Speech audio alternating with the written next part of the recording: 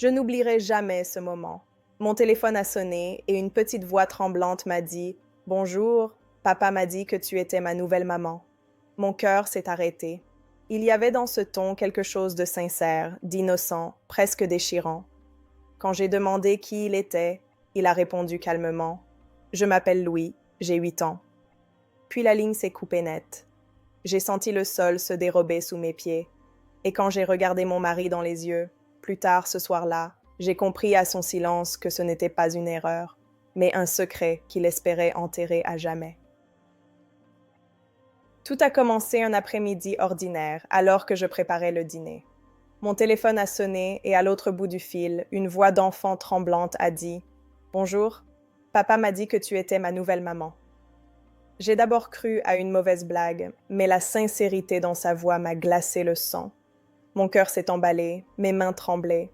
Je ne savais pas quoi répondre, alors j'ai simplement demandé son nom.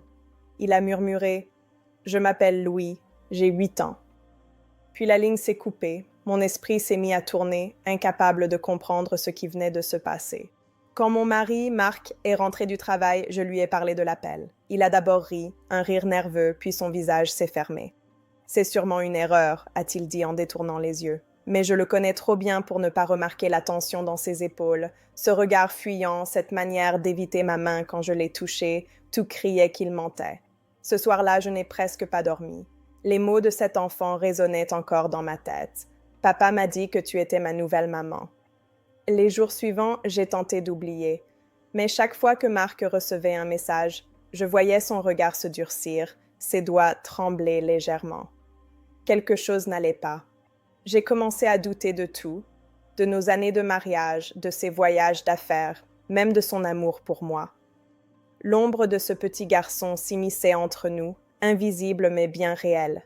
Et plus j'essayais de chasser cette idée, plus elle grandissait, m'empoisonnant doucement. Une semaine plus tard, j'ai reçu une photo anonyme sur mon téléphone. Un garçon aux yeux bruns, avec le même sourire que Marc. La ressemblance était si frappante que mes jambes ont cédé. Le message joint disait simplement « Tu devais le savoir ». À ce moment-là, le doute n'était plus possible. Mon mari avait un secret.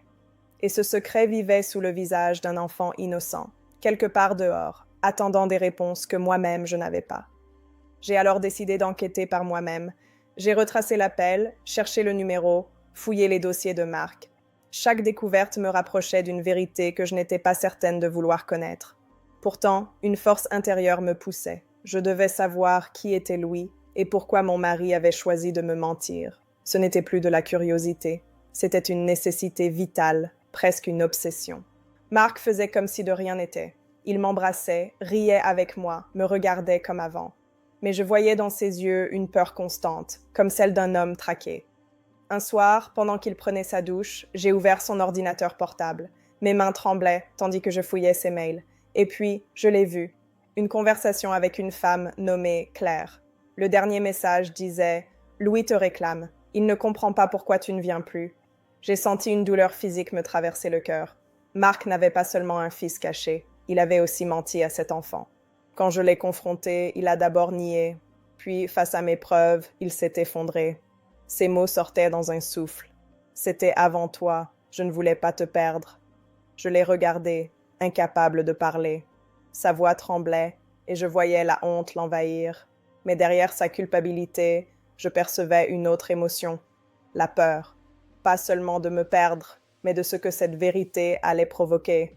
J'ai compris qu'il y avait encore quelque chose qu'il ne me disait pas. Pendant plusieurs jours, j'ai vécu dans un silence pesant. Je n'arrivais plus à le regarder. L'image de ce petit garçon me hantait.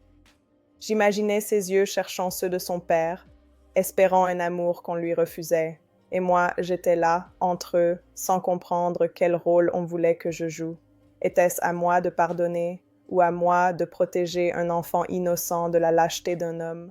Une nuit, j'ai rêvé de Louis. Il me regardait, les larmes aux yeux, et disait « Tu promets que tu ne vas pas m'abandonner, toi ?» Je me suis réveillée en pleurs. J'ai compris que ce n'était pas seulement une histoire d'adulte, c'était une histoire d'enfant blessé, lui, l'enfant oublié, et moi, la femme trahie. Et dans cette douleur partagée, quelque chose en moi s'est fissuré pour de bon. J'ai pris une décision. Si Marc ne voulait pas faire face, je le ferais à sa place. Je devais rencontrer cet enfant. Pas pour lui, mais pour moi. Pour apaiser cette tempête intérieure qui me déchirait chaque jour un peu plus. Je suis allée jusqu'à l'adresse trouvée dans les mails. C'était une petite maison en bord de ville, modeste, avec un jardin rempli de jouets. J'ai attendu plusieurs minutes dans ma voiture avant d'oser frapper. Une femme d'environ 35 ans m'a ouvert, les yeux fatigués, mais doux. C'était clair. Je me suis présentée, et avant même que je dise quoi que ce soit, elle a murmuré « Vous êtes la femme de Marc, n'est-ce pas ?» J'ai hoché la tête. Elle a baissé les yeux, puis m'a invitée à entrer, comme si elle savait que ce moment devait arriver. Et là, je l'ai vu, Louis, 8 ans, les mêmes yeux bruns, les mêmes fossettes que Marc. Il m'a regardé, curieux, sans savoir qui j'étais vraiment.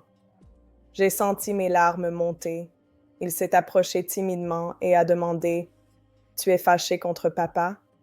J'ai répondu en chuchotant « Non, mon ange, je ne suis pas fâché contre toi. » Et dans son sourire fragile, j'ai vu l'innocence que les adultes avaient salie par leurs mensonges.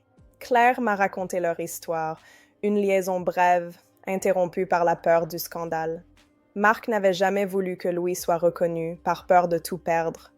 Mais il l'aime, m'a-t-elle dit. Il venait souvent, jusqu'à ce que tu entres dans sa vie. Ces mots m'ont transpercée. Je n'étais pas seulement la femme trompée, j'étais aussi devenue, sans le savoir, la raison pour laquelle un enfant avait perdu son père. Quand je suis rentrée chez moi, Marc m'attendait. Il savait que j'avais découvert la vérité. Cette nuit-là, nous avons parlé jusqu'à l'aube. Pour la première fois, il a pleuré devant moi.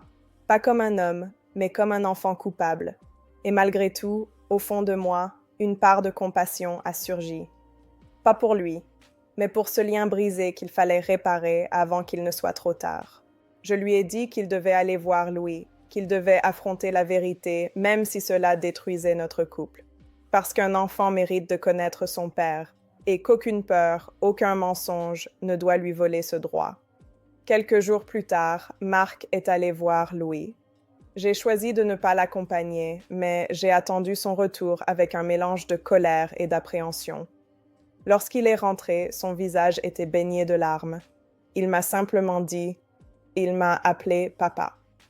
Ce mot l'avait brisé et réparé en même temps. J'ai compris alors que, malgré tout, il restait un père, imparfait, mais aimant. À partir de ce jour, les choses ont lentement changé. Marc a commencé à voir Louis chaque semaine. J'ai accepté, non par oubli, mais parce que j'avais décidé de ne pas punir un enfant pour les fautes d'un adulte. Peu à peu, une étrange paix s'est installée dans notre maison. Pas la paix du bonheur, mais celle de la vérité enfin dite. Un soir, Louis est venu dîner avec nous. Il a ri, parlé, et à un moment, il m'a regardé et a dit « Tu es gentille, toi ». Ces mots simples ont effacé des mois de douleur. Je me suis surprise à sourire, sincèrement. Peut-être que le pardon n'efface pas les blessures, mais il empêche qu'elles deviennent des cicatrices éternelles. Marc et moi avons encore des fractures. Il y a des silences que même l'amour ne comble plus, mais j'ai appris à vivre avec. L'ombre du mensonge s'estompe lentement, remplacée par la lumière fragile d'une famille reconstruite autrement, bancale, mais réelle. Et dans le regard de Louis, je trouve parfois la force d'y croire encore. J'ai compris que certaines vérités détruisent avant de libérer. Mais une fois révélées, elles ouvrent la voie à une paix que seul le courage peut atteindre. Et ce jour-là, j'ai cessé d'être la femme trahie. Je suis devenue la femme qui a choisi la vérité. La vérité fait mal, mais le mensonge tue lentement. J'ai compris qu'il vaut mieux affronter une douleur sincère qu'entretenir une illusion douce, car les secrets finissent toujours par réclamer justice. Le pardon n'efface pas le passé, mais il donne à chacun une chance de recommencer. Marc a trouvé son fils, et moi, j'ai trouvé la femme forte que j'étais censée devenir.